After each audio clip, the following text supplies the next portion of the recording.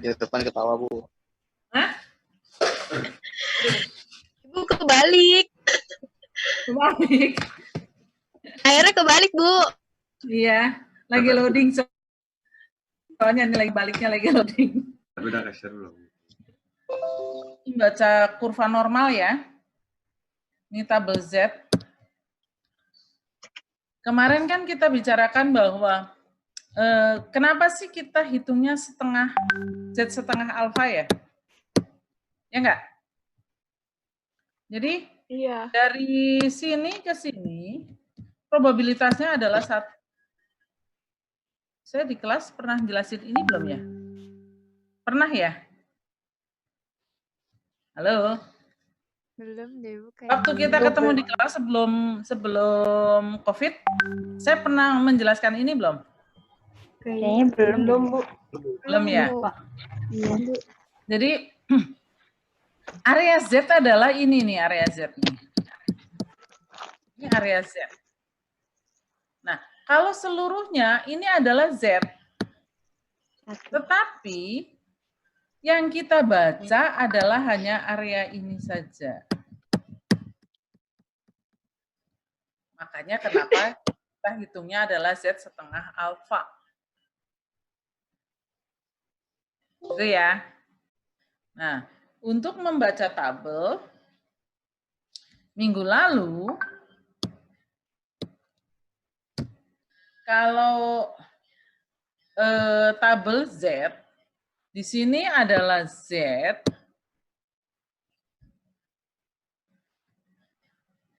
di sini 1, di sini 0, saya matiin ininya dulu.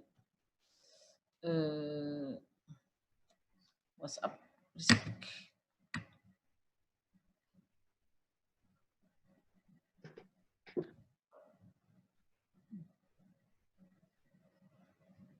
Kok nggak?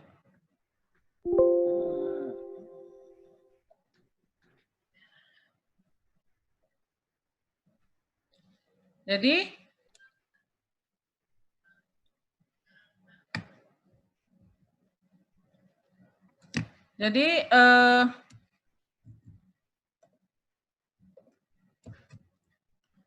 saya ini area Z ya, ini area 0,0 gitu ya.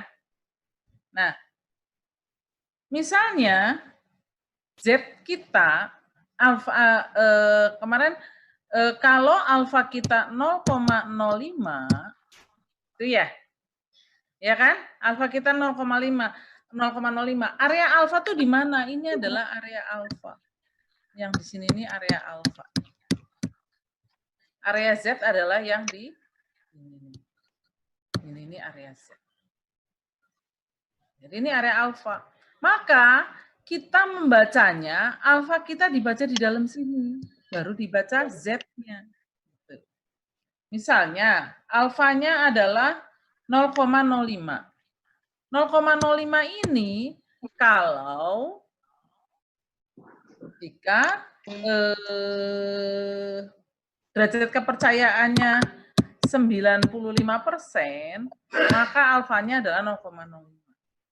0,05 itu kita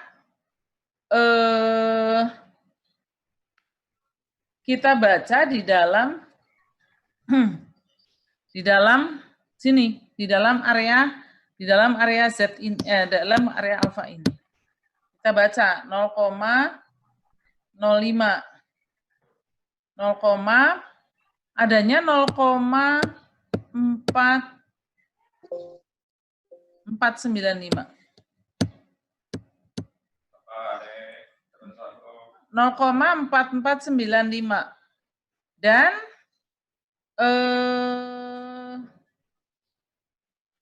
0,4505 ya. 0,4505. Kemarin ada yang tanya, Bu, boleh nggak pakai salah satu ini? Kan nggak ada yang 0, sorry. Yang 0,5.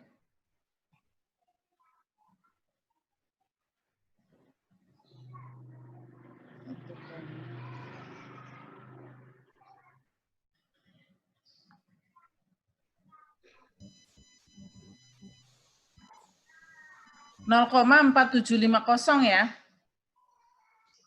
Oh, sorry. Ini belum dihitung setengahnya ya. Setengah alfa dulu ya. Setengah alfa adalah 0,025 ya. Ya enggak? Iya, Bu. Bagi 2. 0,025 ya, setengah alfa. Jadi 0,05 dibagi 2 adalah 0,02. 0,0. Jadi gini.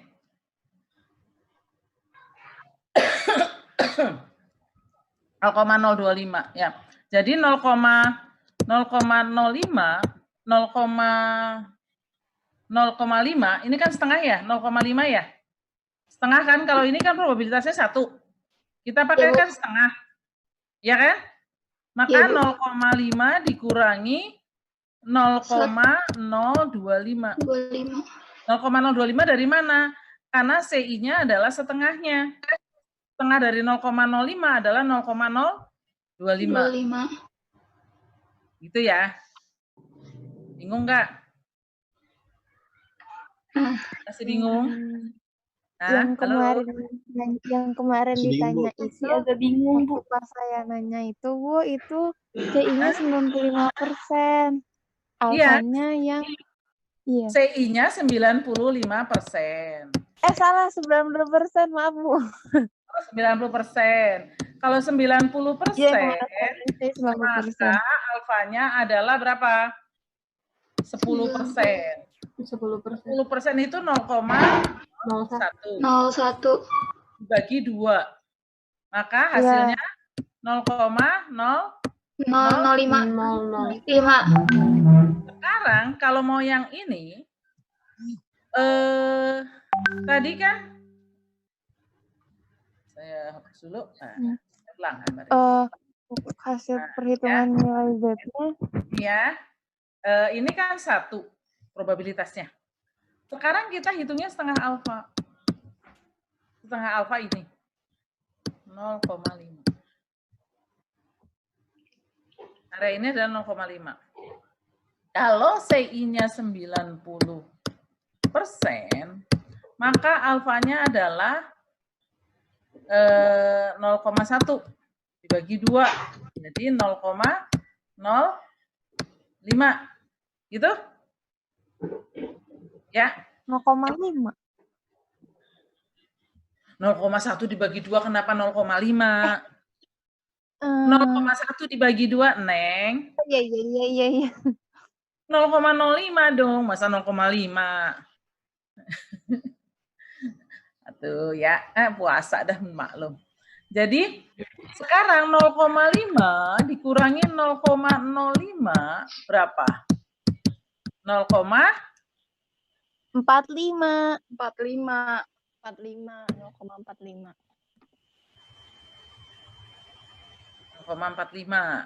0,45 dibacanya di mana? Di area sini nih. Area ini. Ya, ini kan Z-nya di dalamnya. Sekarang kita baca 0,45. 1,64 atau enggak 165. Ya. 0,495 ya. Ya kan? Di dalam sini 0,495 kan adanya kan? Iya. 0,495 sama 4,4505. Gitu kan? Iya. Boleh dipilih salah satu atau dijumlahkan dibagi 2.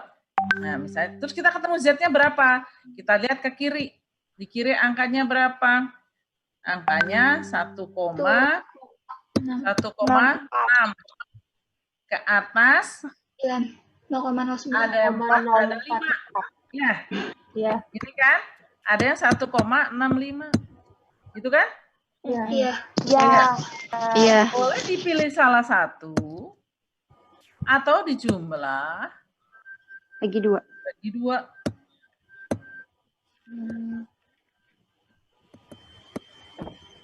Jumlah dibagi 2 jadi 1,64. 4, 5. Boleh. Mau dipilih yang mana silahkan. Oke? Gampang ya? Gampang ya. Ini nggak boleh lupa. Nggak boleh lupa ya. Ini untuk Z. Nah, sekarang kita masuk ke besar sampel. Ada pertanyaan? Ada pertanyaan? Ya ada. Belum. Oke, lanjut Belum. ya. Ya. Kita bicara tentang besar sampel. Kenapa sih kita harus menghitung sampel? Karena pertama adalah populasi tidak terbatas. Contohnya populasi tidak terbatas. Kita kalau ngambil sampelnya Indonesia, siapa yang mau ngambil sampel sebesar itu? Mau berapa lama penelitiannya? Sampelnya tidak terbatas. Untuk menghemat tenaga, waktu, biaya. Kalau penelitian Indonesia, berapa biayanya kalau semua mau jadi responden? Ya. Kemudian ada penelitian yang destruktif, penelitian yang dapat merusak. Coba kalau populasinya diambil semua, habis ya. Kemudian karena ada metode sampling, itu dapat meningkatkan akurasi, sehingga tidak perlu itu populasi diambil semua. Tetapi metode sampling itu yang baik itu harus menjamin pertama dapat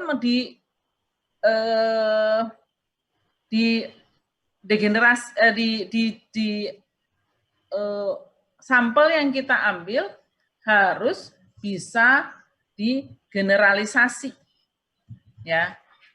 Jadi harus dikembalikan ke populasi, harus sesuai hasilnya. Jadi harus bisa digeneralisasi. Ini contoh sampel yang baik adalah pertama harus bisa digeneralisasi. Terus kedua, harus terukur. Nggak boleh tidak terukur. Kemudian harus efisien. Terukur atau akurasinya harus baik. Yang kedua, ketiga harus efisien. Nah, sampel harus memenuhi syarat ini. Tidak boleh tidak memenuhi syarat itu.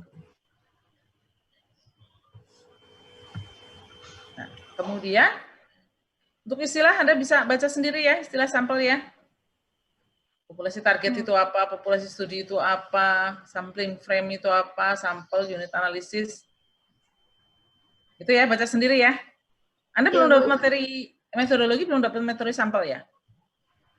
Belum? Ya. Untuk tahapan merancang sampel, pertama harus menentukan tujuan penelitian. Jadi kita mengambil sampel harus tahu dulu tujuannya mau ngapain. Tujuan penelitian kita mau ngapain. Jangan sampai nggak tahu tujuan penelitiannya mau ngapain. Ya, itu tujuan pertama. Kemudian harus tahu populasi targetnya. Populasi target kita apa sih? Populasi target itu apa? Populasi target adalah kumpulan dari suatu unit yang ingin kita buat inferensi. Yang hasil penelitian itu mau digeneralisasi. Misalnya, populasi target saya adalah balita di Kelurahan Kebayoran, misalnya. Ini populasi target saya. Balita Kelurahan Kebayoran. Kemudian, ada nggak kerangka sampelnya? Kerangka sampel apa sih? Jadi kerangka sampel adalah daftar atau unit yang kita ambil, unit atau anggota populasi yang berisi identitas. Contohnya, di Posyandu itu ada nama balita, alamat, anaknya siapa, itu ada. Itu adalah sampel frame. Yang disebut sampel frame itu adalah nama-nama yang berisi balita yang ada di Kelurahan Kebayoran. Itu sampel frame. Kemudian metode sampelnya apa yang akan kita gunakan? SRS atau non SRS? Anda tahu SRS itu apa? Tahu nggak? Enggak, Bu. Enggak. Belum nyampe ya? Bu. Metode belum nyampe ya? Sistem random sampling. Jadi mau di random apa mau tidak? Kalau tidak di random mau seperti apa? Gitu. Kemudian baru kita hitung besar sampelnya. Jangan tahu-tahu, Bu, saya mau menghitung besar sampel, pakai apa ya? Biasaan tuh datangnya begitu tuh. Tapi sebenarnya harus tahu tujuannya dulu. Populasi targetnya siapa? Ada nggak sampel frame? Kalau nggak ada bagaimana? Kemudian metode sampel yang akan kita gunakan seperti apa? Baru kita menghitung besar sampel. Dan rancangan sampel harus memenuhi kaidah pertama adalah valid. Jadi akurat. Nggak boleh kita merancang sampel tidak akurat. Parameter yang ada di populasi harus, parameter yang kita ambil sebagai sampel harus sesuai dengan di populasi. Kemudian presisinya. Simpangan baku dari populasi itu sebesar apa? Itu ya, makanya kita harus cari di penelitian sebelumnya simpangan bakunya seperti apa. Nah, menghitung besar sampel itu tergantung daripada jenis penelitiannya ya. Jenis penelitiannya apa? Eksplorasi atau generalisasi. Apa sih eksplorasi? Eksplorasi itu mengeksplor.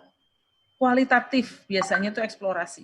Jadi mau menceritakan apa yang ada, yang terjadi. Misalnya mau mengetahui stres kerja, tetapi secara kualitatif dieksplorasi. Atau mau generalisasi. Kalau eksplorasi sampelnya nggak perlu banyak-banyak, nggak usah hitung besar sampel. Kalau mau eksplorasi nggak usah pakai hitung besar sampel, langsung aja. Yang perlu apa? Yang diperlukan apa? Misalnya, Anda mau eksplorasi stres kerja. Stres kerja.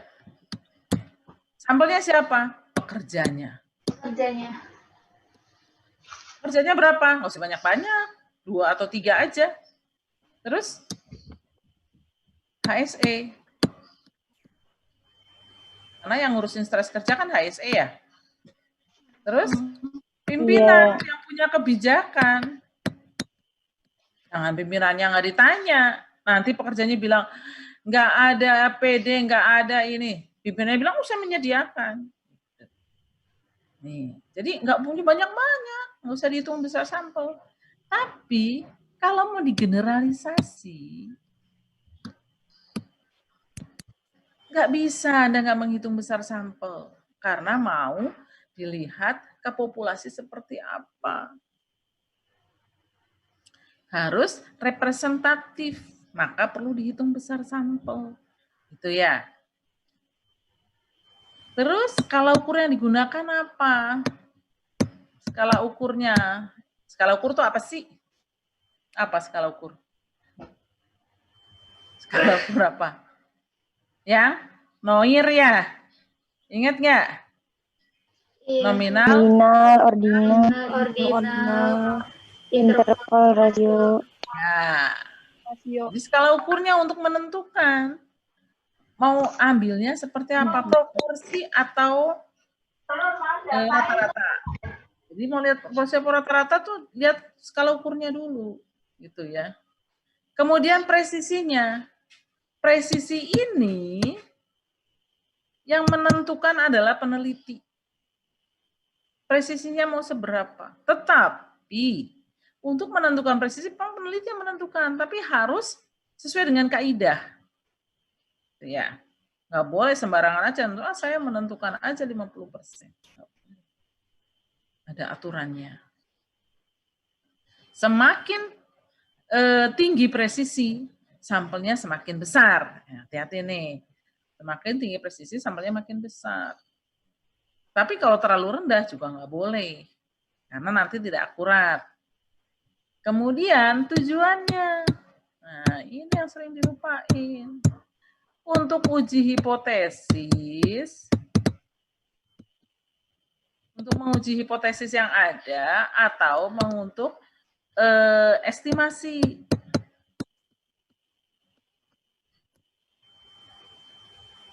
Menguji hipotesis seperti apa sih?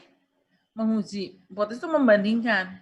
Misalnya, saya punya hipotesis bahwa uji hipotesis ini sering digunakan yang untuk ini ya, cohort atau case control. Kalau case control atau cohort pakailah uji hipotesis. Karena mau menguji hipotesis yang kita punya. Misalnya, pneumonia pada balita yang rumahnya tidak sehat akan lebih tinggi dibandingkan yang balita rumahnya sehat. Ini pakai uji hipotesis, karena mau uji hipotesis kita. Kita punya hipotesis bahwa yang rumah sehat itu akan lebih rendah anak yang kena pneumonia. Kalau estimasi itu seperti apa? Estimasi itu mengestimasi, memperkirakan. Ya, hati-hati nih. Untuk uji hipotesis atau untuk estimasi. Gitu ya. Terus, derajat kepercayaannya berapa? CI yang kita punya mau berapa? Tergantung dari penelitiannya. Social science cukup dengan 90%, Kesmas dengan 95%, atau kedokteran dengan 99%. Kenapa sih social science boleh sampai 95? Kenapa coba? Kenapa? Meliana, kenapa? Kenapa boleh sampai 95? Belum tahu, Bu. Hah? Belum tahu, Bu. Social science boleh sampai boleh cuma 90% berapa kepercayaannya karena tidak langsung menimbulkan kematian. Tetapi kalau kesehatan masyarakat akan menimbulkan efek, walaupun tidak langsung menimbulkan kematian, tapi ada efeknya. Jadi tidak boleh terlalu besar derajat ketidakpercayaannya. Alfanya tidak boleh terlalu besar. Jadi kedokteran maksimal 1%. Berarti dari 100 penelitian hanya boleh 1 hewan percobaan yang mati. Nggak boleh lebih dari 1. Itu ya. Terus teknik pengambilan sampelnya gimana? Mau SRS atau non? Mau sistem random sampling atau mau non sistem random sampling? Nah, untuk menentukan untuk mengambil sampel, untuk menghitung besar sampel,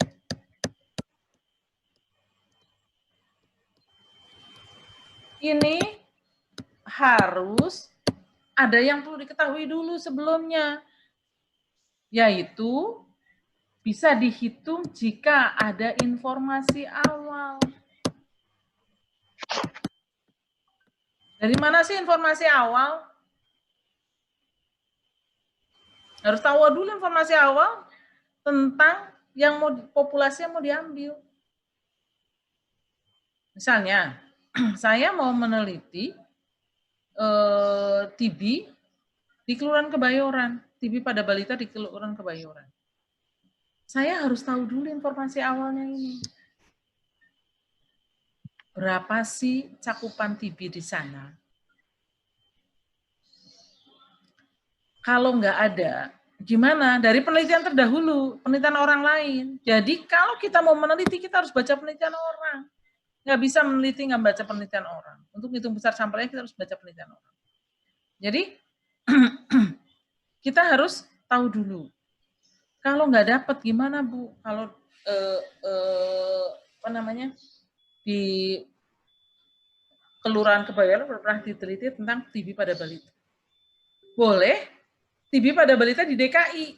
Berapa persen sih proporsi TB di DKI? Adalah. Dapat dari mana sih? Informasi awal dapat dari mana sih? Ini bisa dapat dari hasil penelitian orang. Atau dari Susenas. Atau dari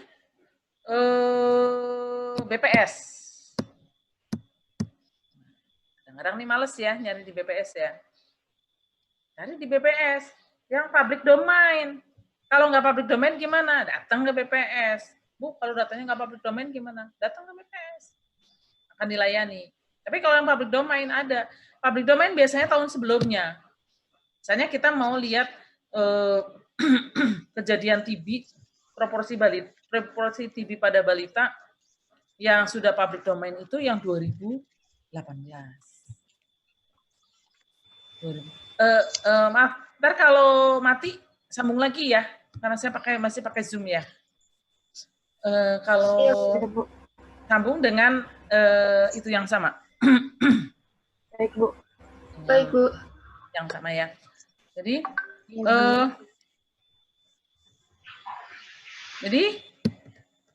bisa dapat di BPS. Nah, kalau misalnya DKI tidak ada, tadi kan Kebayoran tidak ada, DKI tidak ada, boleh mana? Boleh daerah terdekat tapi asal kondisinya sama. Kalau tidak, pakai yang lebih tinggi. Indonesia. Kalau nggak ada, Bu, Indonesia nggak ada, Bu. Kebangetan ya kalau penelitian tentang TB pada balita di Indonesia nggak ada, kebangetan. Nggak mau nyari berarti. Boleh dunia. Kalau terpaksanya nggak ada, boleh pakai dunia.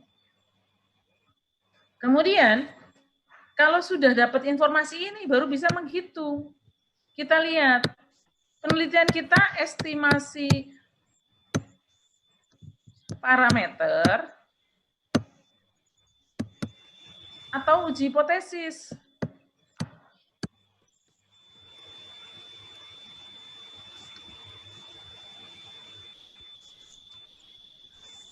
Kita harus lihat dulu penelitian kita apa. Jadi rumus yang mau kita gunakan pun harus sesuai. Nah, kesalahan yang sering terjadi, penelitian ini semua dianggap estimasi parameter. Padahal ada penelitian uji hipotesis. Itu ya. Sekarang gimana sih menghitungnya? Kalau estimasi parameter,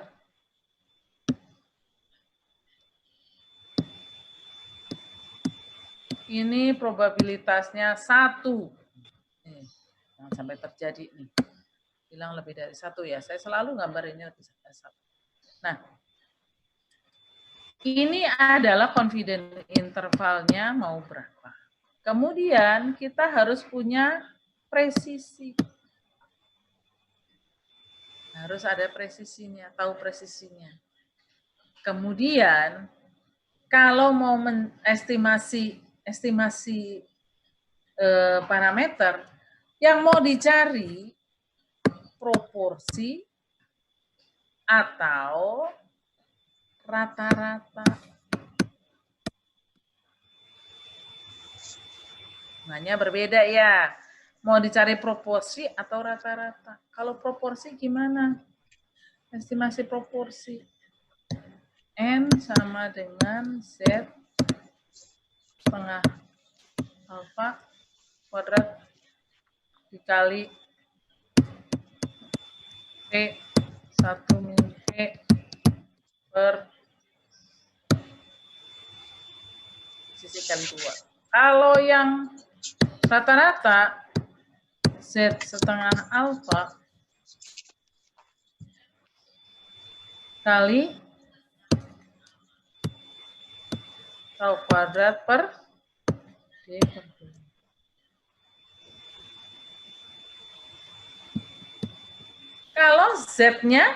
Kalau Z-nya itu kan dari confidence interval.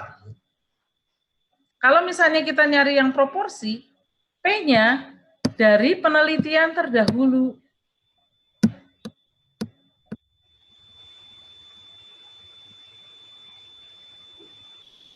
Dari penelitian orang, atau dari BPS, atau dari penelitian-penelitian orang lah, gitu ya, bisa dari BPS. 1 min P-nya kan kalau P-nya diketahui, 1 min P-nya sudah diketahui. Kemudian presisi dari mana? Presisi ini peneliti yang menentukan. Presisi ini biasanya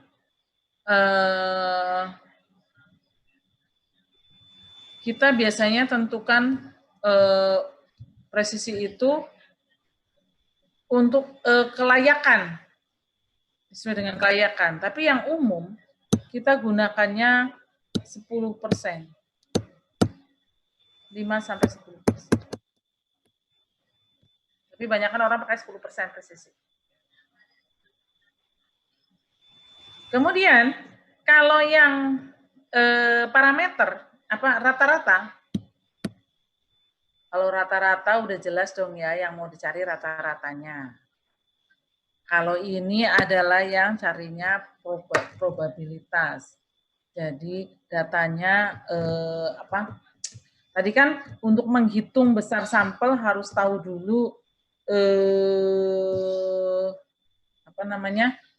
nominal, ordinal, rasio atau interval. Interval atau rasio ya. Gitu kan? Jadi nominal, ordinal, interval atau rasio. Kalau dibalik nanti malah pusing. Tahu dulu ini. Untuk kenapa harus tahu ini? Untuk tahu dia probabilitas, proporsi atau rata-rata. Kalau ini pasti untuk data numerik. Numerik. Data numerik. Iya. Nggak mungkin. Kita bisa dapatkan mu-nya kalau probabilitas. Probabilitas pasti dapatnya proporsinya, ya enggak? Ya. Nah, kalau ini juga, ini dari penelitian orang. Penelitian orang. Atau dari BPS.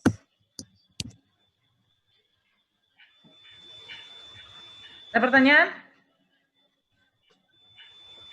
Ya, lanjut. Makin pusing? Bu, puasa gini hari harus hitung statistik ya. Bu mau tanya Bu. Boleh. Bu kalau saya belum mudeng Bu, kalau misalnya penelitiannya eksperimen itu gimana sih Bu? Oh, penelitian eksperimen. Kalau eksperimen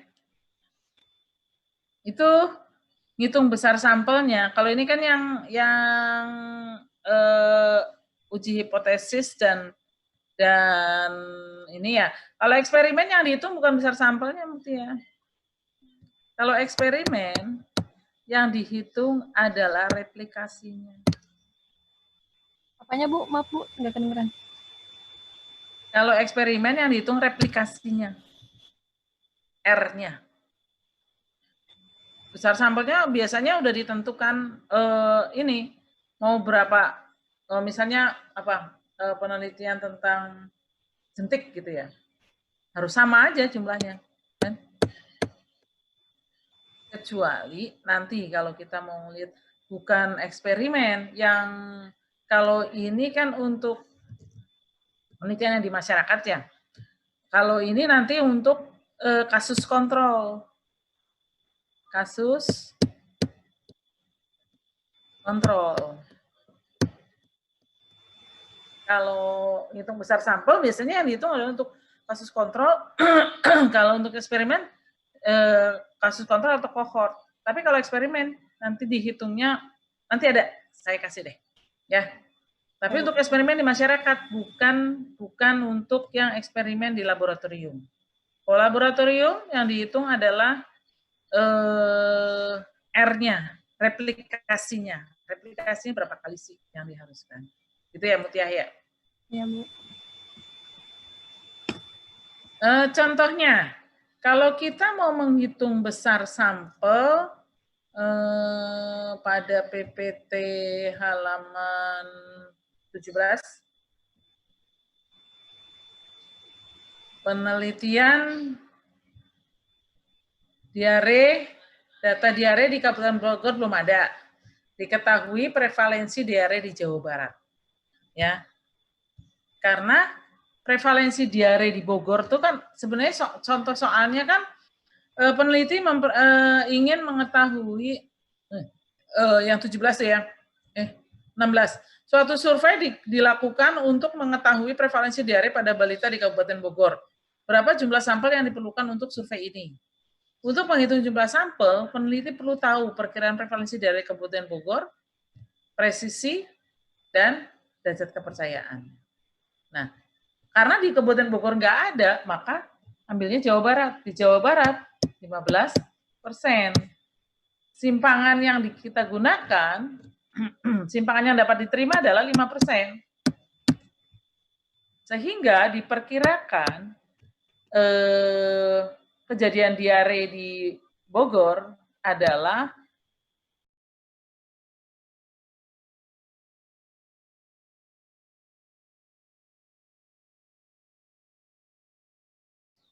%, 1,96 ya.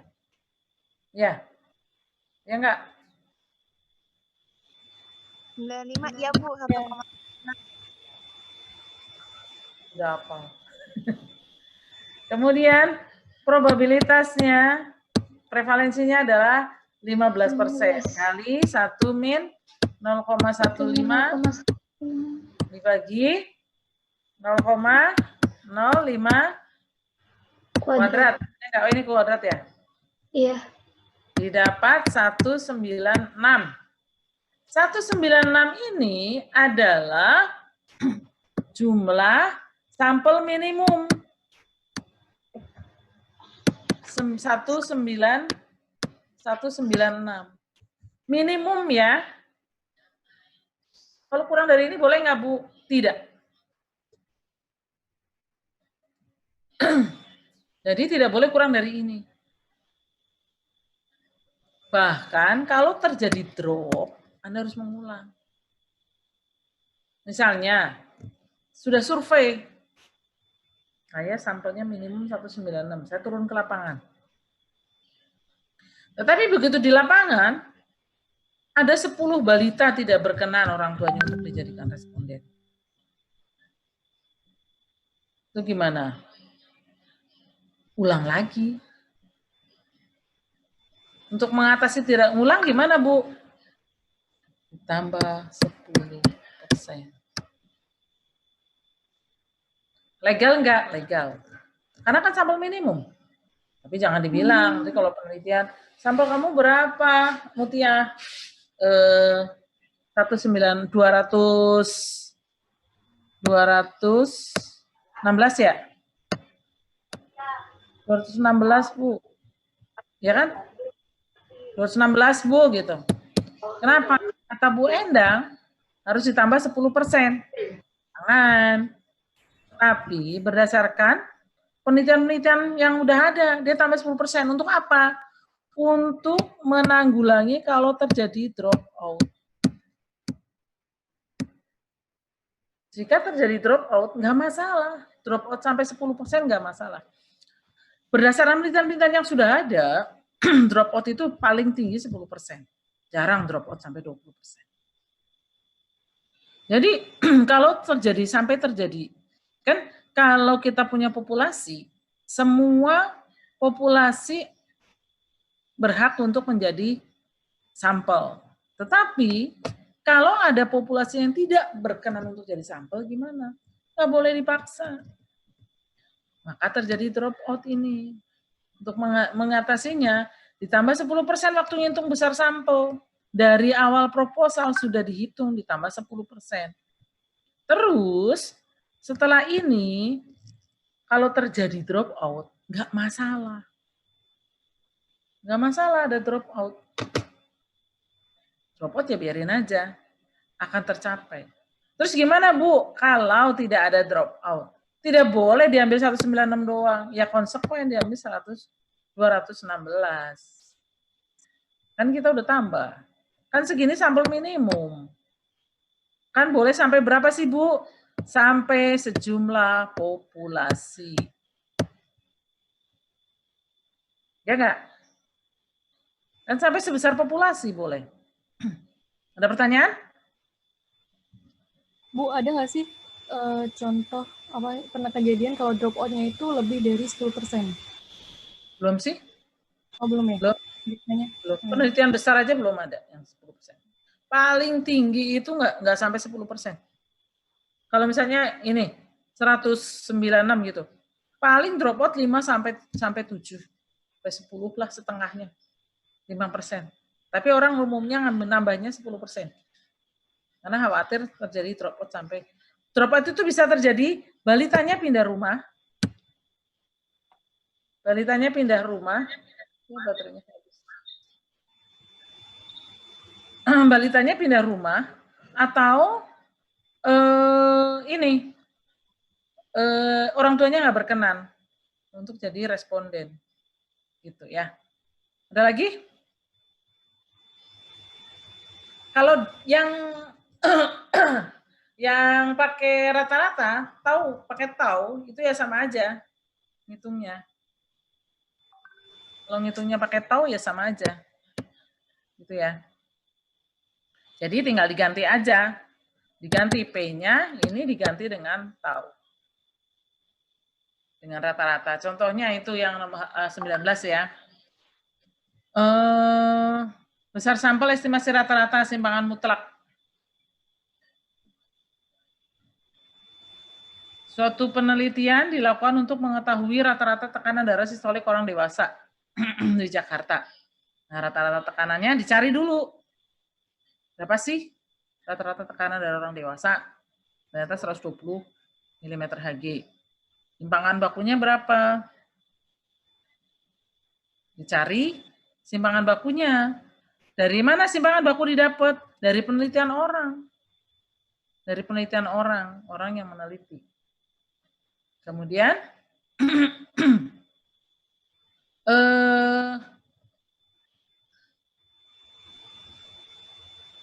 dari penelitian orang kita ambil datanya untuk masukkan ke sini. Dari penelitian orang ternyata 20 mmHg. Nah, simpangan mutlaknya ini, presisinya ini baru kita yang menentukan. Di sini kan simpangan mutlaknya kita ambil 4%, 4 mmHg ya. Dengan derajat keterangan 95%. Terus dimasukin datanya seperti ini. Jadi 196 kali 20 kuadrat gitu ya. Kemudian simpangan presisinya adalah presisinya ini 4. Temu dapatnya 97. Gitu ya. Ada pertanyaan? Untuk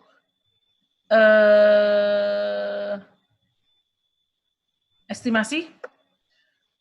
Kalau nggak ada, saya lanjut ke uji hipotesis.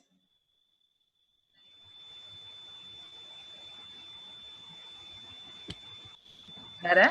Oke, lanjut ya.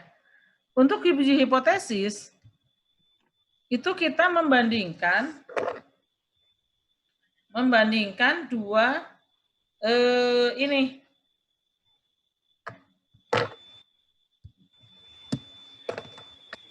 Membandingkan dua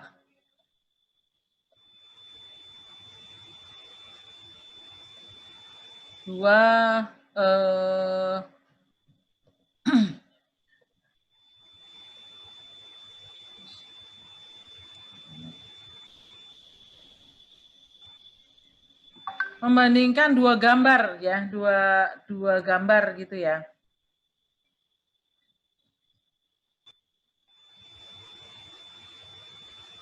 Membandingkan dua, kemudian kita bandingkan antara yang pertama dengan yang kedua kita bandingkan. Probabilitas yang pertama dengan probabilitas yang kedua kita bandingkan. Nah, maka kita akan mencari P1 dan P2. Sebentar dulu ya. Mati pulpennya, Dek.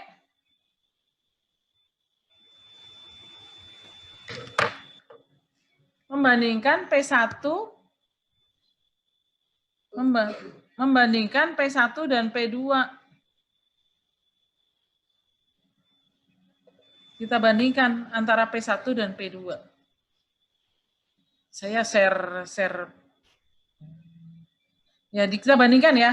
P1 dan P2. Jadi estimasi proporsi yang pertama dengan proporsi yang kedua. Kemudian kita harus punya power. Nah, nanti kita akan jelasin di hipotesis ya. Minggu depan kita bicara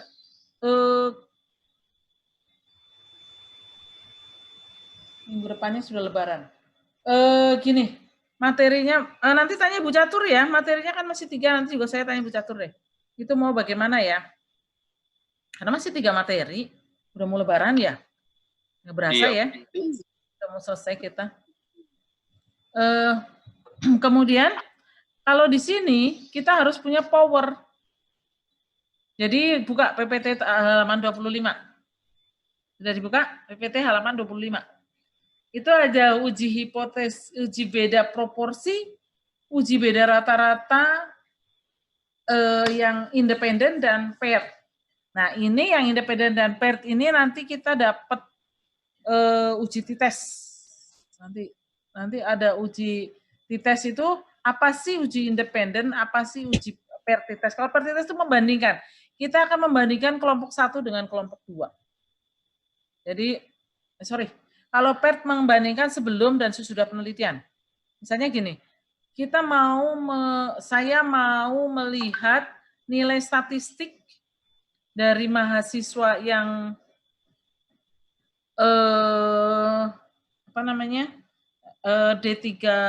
D3A, sarjana terapan kelas A dan kelas B, saya mau bandingkan. Tapi caranya gimana? Sebelum ujian, saya beri sebelum kuliah, saya beri kuesioner. Setelah selesai kuliah, kuesioner itu saya bagi lagi. Nah, itu yang paired test. Tapi kalau independen itu orangnya berbeda yang mau saya bandingkan. Misalnya kalau saya mau ngasih ujian, yang ini independen, kalau mau statistik yang kelas A dengan kelas B saya bandingkan, jadi ibu pusing sendiri ya. Kalau saya mau membandingkan kelas A dengan kelas B, itu adalah yang independen, orangnya berbeda. Tapi kalau yang paired, saya mau melihat sebelum dan sesudah, gitu. Jadi sebelum dan sesudah ujian. Nah, untuk yang pertama uji beda proporsi itu sama. Jadi kita melihatnya proporsi. Mau melihat proporsi balita yang TB dengan yang rumahnya sehat dengan yang rumahnya tidak sehat. Jadi, Bu, kok susah banget sih rumusnya panjang, ya enggak? Rumusnya panjang banget ya. Sebenarnya sama aja sama yang tadi, cuman bedanya karena dibandingkan kan, jadi N-nya, Z-nya, Z Ada 2. alfanya, kita cari p-hat-nya. P-hat, P-topi itu penjumlahan dari P1 dengan P2 dibagi 2.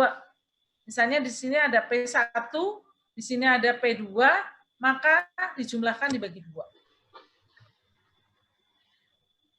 Jadi P1,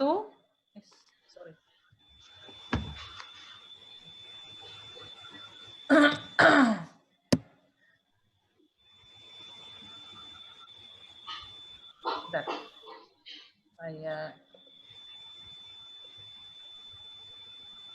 Jadi P1 itu yang dari ini pertama misalnya P1 saya adalah balita yang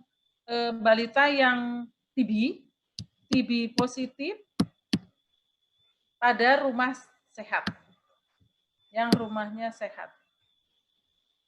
P2 TB positif pada rumah tidak sehat. Jadi bukannya P2-nya adalah TB yang negatif pada rumah sehat atau tidak, tapi TB ada pada penelitian yang sebelumnya itu dilihatnya proporsi TB yang positif berapa pada yang rumah sehat, proporsi TB yang positif pada rumah tidak sehat itu berapa.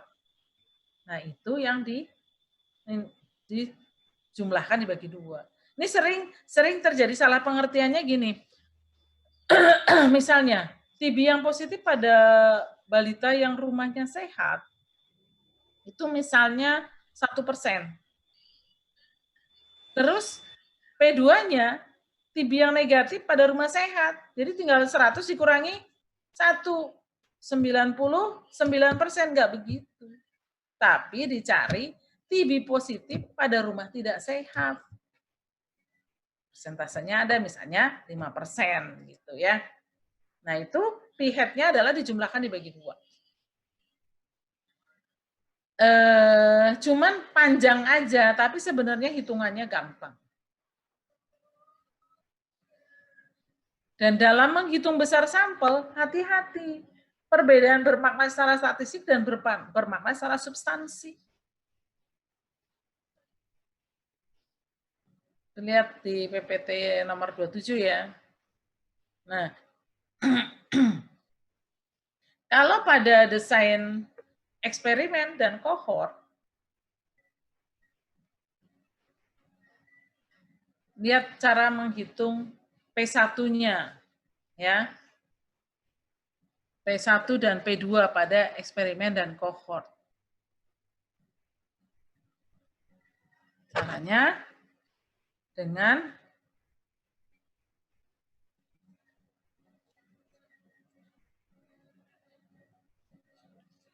dihitung EPIT Anda sudah dapat? Sudah dapat EPIT? Nah, dapat EPIT belum? Udah, Bu. Udah. Tahu dong yang rumus ABC ya. Di EPIT itu ngetopnya rumus ABC.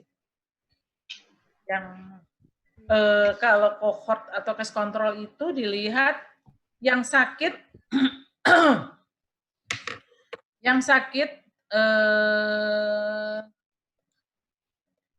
kita punya kayak gini ya, tabel. Sini A, B, C. Rupanya habis A, B, C, D gitu ya. A, B, C, D kan? Yang kalau melihat penyebabnya, yang sakit karena penyebab, jadi yang positif. Nah, itu A per AB, A per A plus B. Tapi kalau melihat yang tidak sakit, positif karena tidak ada paparan tetapi sakit, itu adalah A per C plus D. Gitu ya. Nah, itu pada desain kohort. Karena kita ngelihatnya dasarnya adalah paparan. Kalau kohort dan cross-seksional kita lihatnya paparan. Tetapi kalau kasus kontrol kita dasarnya kasus. Jadi dari atas kasus ke bawah. Gitu ya. Jadi dari sini nih. Ini kasusnya. Dari kasusnya. Ini.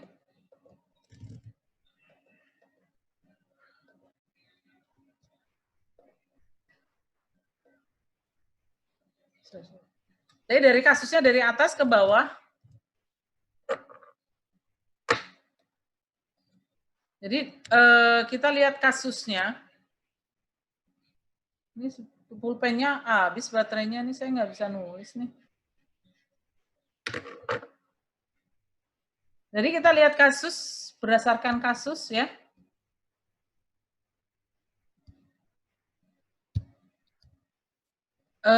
Dari atas lihat tabelnya, lihat tabel jam 29 ya.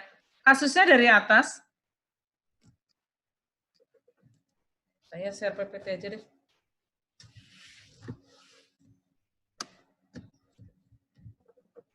Sebentar, saya share PPT aja.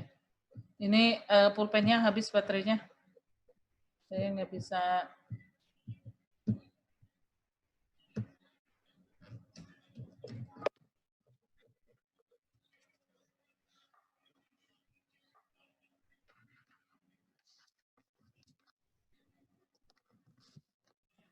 Jadi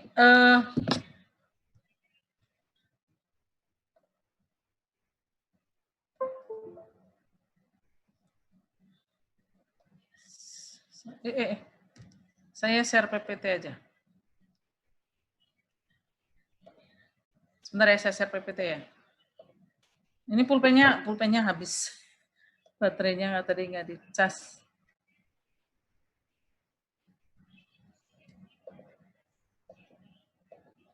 Atau sementara ada pertanyaan?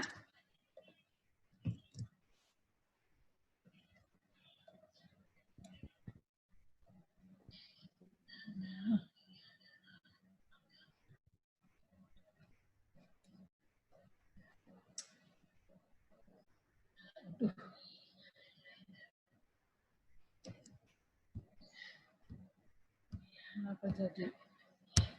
Nah, saya share PPT.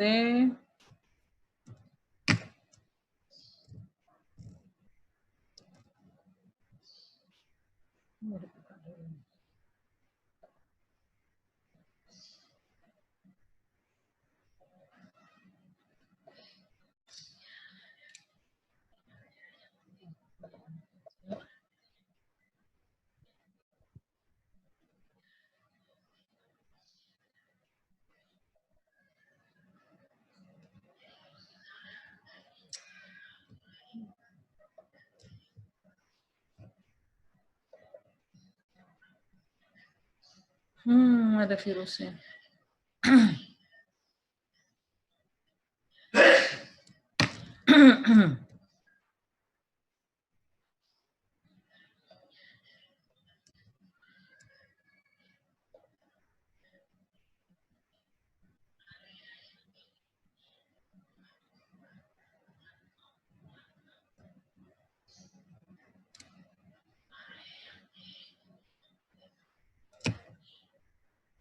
Oke.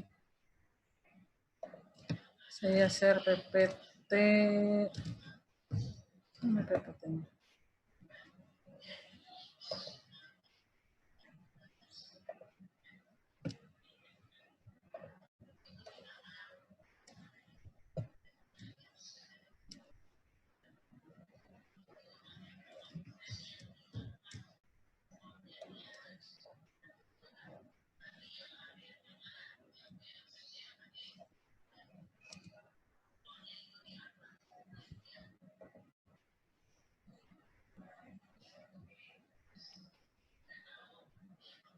Remote.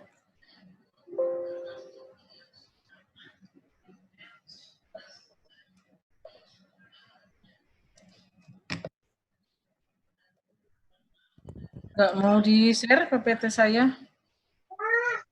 Ibu mau nanya dong. Hah? Ya, silahkan. PPT saya nggak bisa di-share, boleh ada yang tolong share? Saya buka, tapi nggak mau di-share. Makanya apa? Aduh. Yang... Screen sharing-nya, Bu. Hah? Udah saya hilangkan.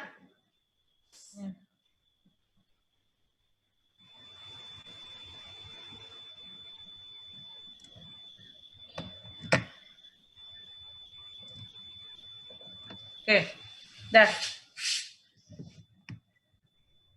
Dah. PPT halaman yang 4 ya. Oh, yang itu tadi, yang estimasi rata-rata ya. Estimasi rata-rata. Jadi 4% dapat dari mana?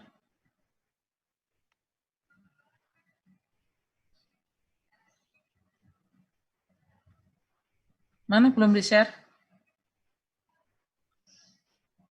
Nggak bisa, Abi di-share. Bisa Bu, masih sama tulisannya kayak participan screen sharing. Sudah saya aktifkan, tapi dia nggak mau. Ini laptopnya memang rada-rada nih. jadi gini, untuk yang ini 4, kenapa sih 4 milimeter ya? Kenapa 4? Bentar. Kakak, boleh tolong nggak?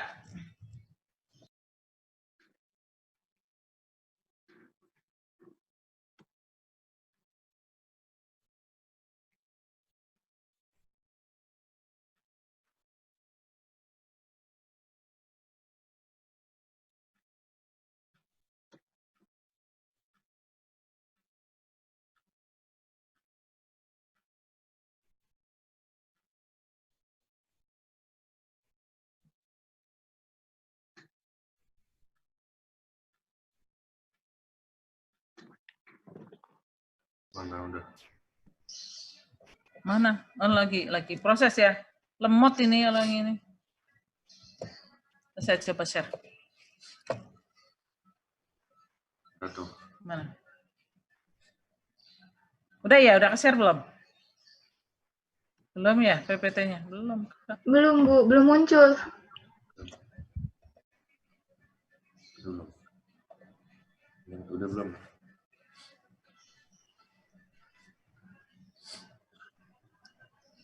Udah belum? Udah ke-share belum? Belum, Bu. Belum.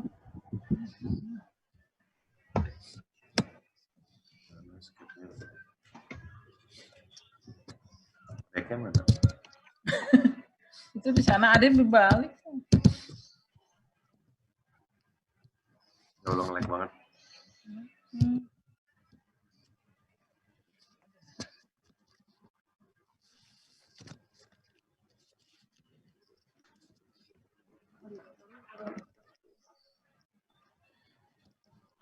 Ibu ke setting terus share screen, Bu.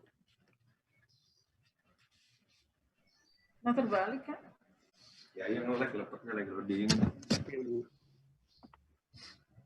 Oh iya, lupa ya. Ya. Internet terus. YouTube kan ketawa, Bu. Hah? Ibu kebalik. Terbalik. Akhirnya kebalik, Bu. Iya, lagi loading. Soalnya ini lagi baliknya lagi loading. Tapi udah ke-share belum? Udah share belum? Ya, Belum, Bu. udah mau habis nih. Mau habis.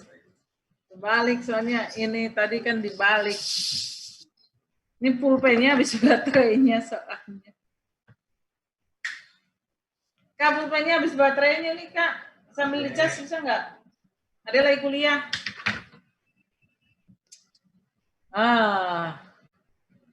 Malah minta restart.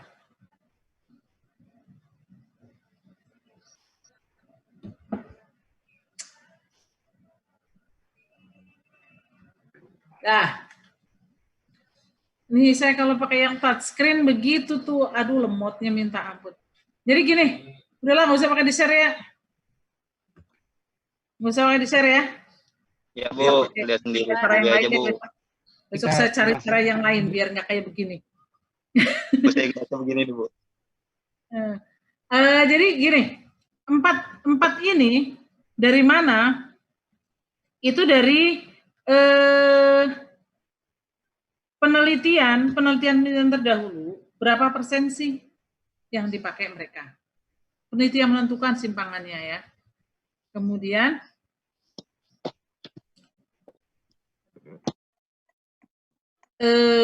simpangan mutlak D ini simpangan mutlak dari rata-rata. Dari rata-rata penelitian. Jadi kita bisa cari dari penelitian kalau yang simpangan rata-rata itu D-nya kita cari berapa persen sih? Nah, dipersenkan dari nilai rata-ratanya tekanan ini. Anda mau pakainya berapa persen? Misalnya saya mau pakainya 5%.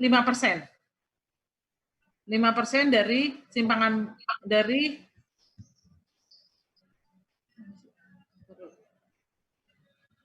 5% dari penelitian-penelitian orang. Gitu. Jadi misalnya 120. Saya mau pakai 10% ya. Jadi 12. 12 kan? 12 mm Hg. Kayaknya kalau simpangannya 12 mm Hg, saya terlalu besar makanya kalau pakai, karena ini bukan kesmas, ini kedokteran. Ya. Kalau saya pakai simpangannya 10%, 12, itu terlalu besar. Gitu. Jadi kalau pakainya pakainya 10% terlalu besar, maka saya pakainya jangan 10%. Pakainya ini presisinya akhirnya 4 mg. Gitu. Jadi dari persen yang kita bikin, kita jadikan ke berapa miligram sih? Gitu. Makin bingung ya? Jadi gini, kalau yang estimasi kan jelas tuh, presisinya langsung aja, saya tentukan mau 5%, ya udah 5%. Karena saya mau melihat yang dihitung itu proporsi jumlah orang gitu ya.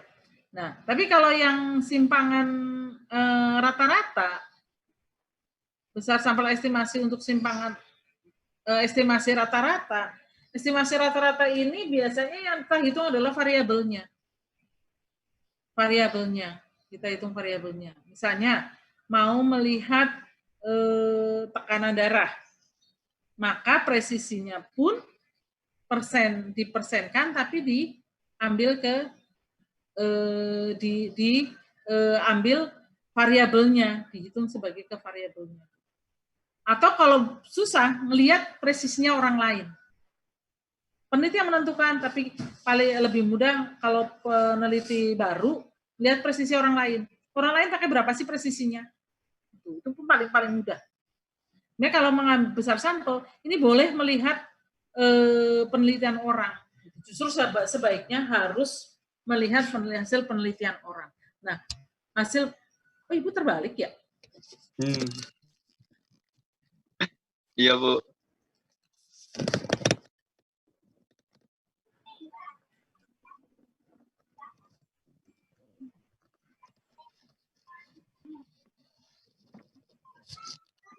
Pusing dong lihat Ibu terbalik. Nah, udah, ya. Jadi, ngelihat penelitian orang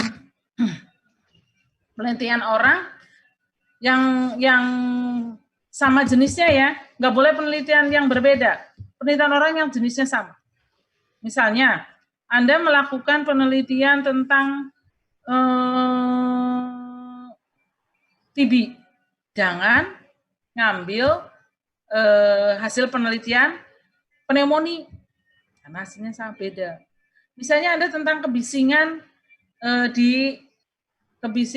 di pabrik garment, nggak boleh ngambil datanya dari penelitian kebisingan dari misalnya pabrik mobil, nggak boleh. Harus penelitian sejenis.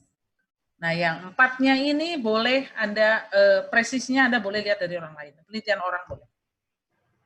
Yang menentukan peneliti, tapi ngambil dari mana? Boleh ngambil dari penelitian orang. Gitu. Kalau saya ingin bikin sampel contoh ini, saya ambil dari penelitian orang. Dia pakai 4 mg, berarti dia pakai berapa persennya? Gitu ya, dia nggak langsung ngambil 5% gitu, enggak. Saya pakai 4 mg, bahwa simpangan yang secara normal bisa dilihat adalah 4% gitu. Kalau untuk tekanan darah. Dilihat dari penelitian sebelumnya. Gitu. Oke, tadi siapa yang nanya? Yang nanya Iya, tadi oke, siapa? Bu. Ya. Oh, Kalisa ya. Ada pertanyaan lagi? Nah, kalau besar sampel untuk uji hipotesis, itu misalnya, tadi ya, hati-hati antara cohort, cross-sectional, dan case control, beda cara melihatnya. Kalau cohort dan kasus dan cross-sectional, melihatnya dari, lihat PPT-nya deh. Penyebabnya, paparannya, dilihat dari berdasarkan sebelah kiri, paparannya. Paparannya baru dilihat dari atas, keluarannya. Ntar kita bicarakan pada chi-square. Pada chi-square nanti saya jelasin. Untuk menghitung kalau dia kasus kontrol dan untuk menghitung kalau dia cross-sectional. Ada bedanya. Gitu ya. Jadi, terus Bu, kalau besar sampel, saya mau pakai sampel size, boleh nggak? Boleh. Ada program sampel size, Anda bisa klik sampel size. Sebenarnya harus, yang penting besar sampel adalah Anda tahu apa sih yang mesti dimasukin, data apa yang harus dimasukkan ke dalam sampel size. Apa sih yang perlu disiapkan kalau Anda menghitung besar sampel? Ada sampel size ya. Anda bisa pakai sampel size. Download bisa. Masukin ke situ datanya. Itu ya. Bisa pakai sampel size. Tapi jangan lupa rumusnya dimasukin walaupun ada yang ngitungnya pakai sampel size. Gitu. Waktunya 1 menit lagi, ada pertanyaan? Mau sambung lagi apa mau sudah? Masih ada pertanyaan lagi enggak? PJ-nya Dede ya? Mana, Dek? Mama, mau sambung lagi apa mau sudah? Waktunya 1 menit lagi.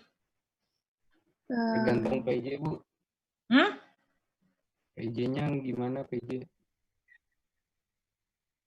Nyambung lagi apa sudah? Ada pertanyaan enggak? Masuk banget ke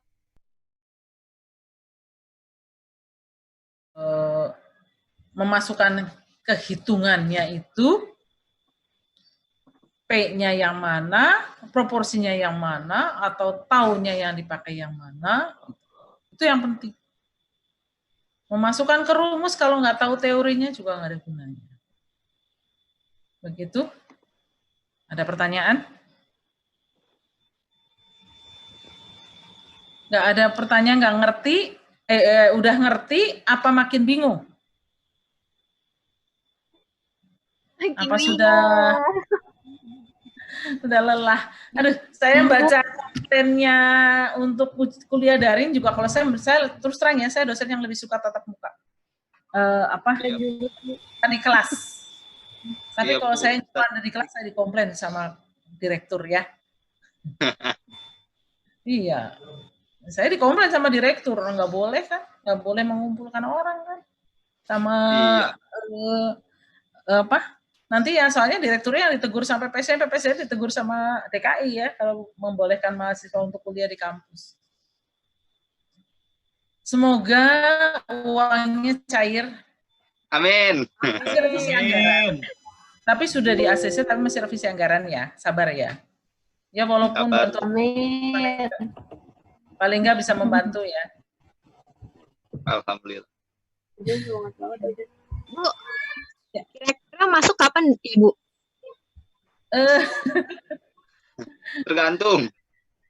Tergantung ini COVID-nya mau nambah lagi enggak. Kalau saya masuk tiap hari Senin Kamis saya ke kampus. Minggu besok Senin Kamis, Senin Selasa Rabu saya ke kampus. Ya, kalau saya sering di kampus. Tapi semangat, saya kalau masuk di kampus saya tegur. Kenapa, Fauzan? Hati-hati. Semangat. Iya. Saya kan bawa kendaraan, jadi kan insya Allah nggak apa-apa lah. Mohon doanya aja, mau akreditasi kan kalau saya nggak ke kampus kan nggak boleh. Ujiannya kemungkinan online. Tidak. Bu, ya susah banget Bu, online Bu. Kalau gini, saya memberikan tugas kemarin hasil UTS-nya kurang bagus. Jadi saya mau memberikan tugas. Tidak. Saya nggak mau ngeluluskan. Terus terang, ini kuliahnya daring, jadi saya nggak mau nggak ngeluluskan. Saya maunya lulus. Tapi saya juga nggak mau nggak ada nilai, saya kasih nilai saya juga nggak bisa. Jadi makanya saya berikan mulai minggu lalu ya. Saya tadinya nggak mau memberikan tugas apa. Saya lihat dosen lain memberikan tugas banyak. Saya nggak ngasih tugas kan. Tapi begitu nilainya kurang bagus, saya ngasih tugas. Kemarin udah dikerjain ya. Estimasi udah saya kasih tugas ya. Udah. Besar sampel saya kan kasih tugas. Terus ujian praktek, nanti saya bilang Bu Catur deh, kita ujiannya online juga. Habis lebaran apa sebelum lebaran? Habis lebaran aja, Bu. Habis lebaran aja, Bu. Lama ya. Nggak pulang kampung kan? Enggak, Bu. Ibu. Boleh ya. Habis lebaran aja, Bu. Oh, saya baru tahu Abi rumahnya dekat saya, ternyata ya. Kalau yang lain saya nggak pernah ketemu. Kemarin waktu Abi saya sempat ketemu. Jadi oke, ntar saya bilang Catur deh minta ujiannya habis lebaran ya. Habis lebaran. Kita harus masukin kemarin lagi minta penundaan untuk sampai dengan 19 Juni. Mudah-mudahan diaksesi sama direktorat. Karena kemarin pas rapat dosen ternyata ada salah. Prodi bilang Juni. UTS-nya, UAS-nya, ternyata UAS-nya minggu ini ya. Ada UAS apa minggu ini? Bu, dadakan banget, Bu. Hah? Ada itu, ada UAS minggu UAS, Bu. ini. UAS. Tadi UAS, Bu. Habis Kita UAS, Bu. UAS, oke deh, sukses deh ya. Oke, terima kasih. Mohon maaf Ya, Bu. kalau Ibu tetap pakai Zoom. Ya, mohon maaf Ibu kalau tetap Ya, pakai Bu. Zoom. Nggak Ya, bisa Bu. pakai meeting seperti harapan Anda karena saya harus menjelaskan ya. Ini coba saya cari deh kalau pakai Google Meeting bisa nggak pakai saya ngejelaskan. Ya. Oke, terima kasih. Wassalamualaikum warahmatullahi wabarakatuh. Selamat berpuasa di rumah aja, jangan pulang. Waalaikumsalam warahmatullahi wabarakatuh. Sehat selalu, Bu. Sehat ya, amin. Sehat semua ya. Salam Salam saya kepada semua ya.